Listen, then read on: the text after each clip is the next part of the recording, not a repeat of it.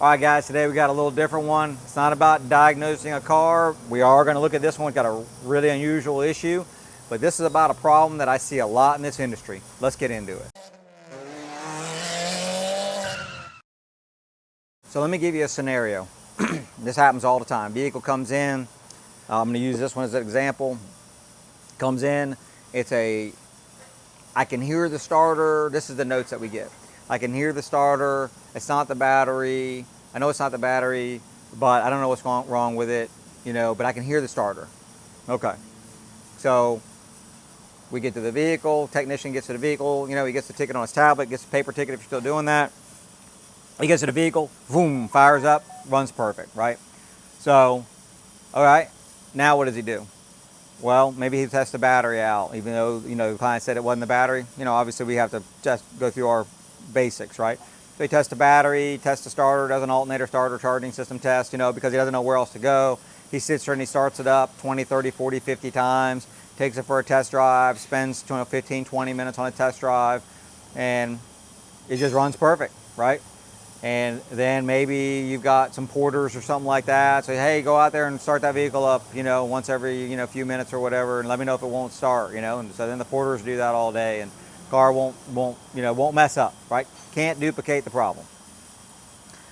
Client gets the car back. It's going to do the same thing. At some point, it's going to break again, right? So it's a very common thing that I see, and sometimes it's just is what it is. Sometimes if we've got good notes, we interrogate the client, and those of you that are out there, DIYers and car owners that watch our videos, we need as much information as we can possibly get. So, and if we have that, possibly we'll get a path to go down that maybe we'll find the problem, even if it doesn't exhibit the symptoms, which in this case was a no start.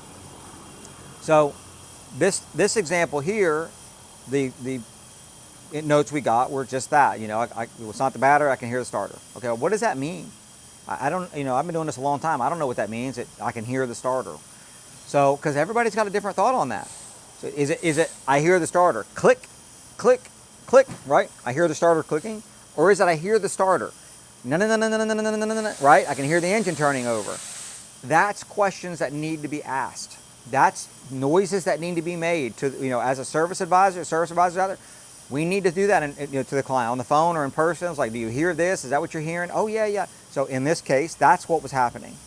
The client said, oh, I can hear, it's not the starter. And then a service advisor said, is it going, no, turning over, or you just hearing a click, click, click? Oh, no, I can hear the no, it's turning over, but it just won't start. Okay, well, at least that gives us an idea. Gives us at least, we're not probably looking for connection issues, battery issues, starter issues. What we're looking for is, does it have spark? Does it have fuel pressure? Something like that. Or kind of, what can we look at there? If we've got those notes, then can we build some kind of a diagnostic plan based off those notes that might get us an answer? I mean, we might spend some time on it and not get the answer, but if we have all our notes and this is what we've tested and this is what we can prove out, then that becomes a valuable thing that obviously you need to pay for because tests were done, right? It's like going to the doctor and they do blood work. They're trying to find the problems. Well, you're going to pay for the blood work, whether or not the blood work shows the problem or not. You got to pay for the blood work. The time was spent to do it, and it's the same thing in a shop. But in order to charge for that, you technicians out there, we need to have the data. We need to have the results of the tests that we run. What test did we run, and what was the result? So in this particular case, if I hear of a vehicle that comes in and it says it's spinning over and it won't start, then it got towed in and now it starts, just from experience, it could be any number of things. I mean, it could be everybody knows, you guys know this, it could be a dozen different things, right?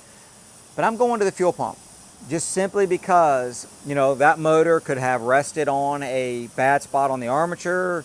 It got towed up on a tow truck, so it got pulled and jerked around. It kind of jerks that motor around a little bit. It moves just a tiny little bit, and all of a sudden the motor runs. Fuel pump is now working, and we can't duplicate it unless it lands on that exact spot again. But at some point, it's going to land on that spot again. So what we would do, and what we did on this one, was we accessed the fuel pump to test it. I'm going to show you what we found on this one. But the point of the video is service advisors got to get great notes. Got to get great notes. I mean, you've got to pull information out of people.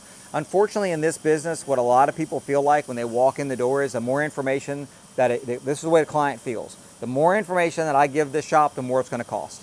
And it is literally, that word, using that word properly here, it's literally the exact opposite of that. The more information you give us, the quicker we can narrow it down. We can recreate your symptom, right? You might say the car won't start, but it only does it when it rains really hard. That's a pertinent piece of information, right? Well, let's go ahead and wet this thing down with a hose. Let's do whatever we got to do. Put it outside and wait till the afternoon thunderstorm comes in. See if it won't start. What are we missing, right? It could be that it won't start early in the morning, but if I let it sit there for, warms up a little bit, it starts. These are all very important pieces of information. And this is the job of the service advisor, to pull this information out, right? So, and as technicians, one thing that we have to understand, nobody is bringing the car into you because they want to. I don't know of anybody. Maybe there's some people out there. Some of you got to comment, oh yeah, we used to have a guy bring his car in every Saturday, thought it was a problem. Maybe he just wanted to have a conversation with y'all. 99.99999% of all people that walk in that door with a car that they're saying there's a problem with the car. They don't want to be here. They don't want to spend money with you, right? It's just a fact of life. They don't want to spend money on the car. They'd rather spend it on something fun.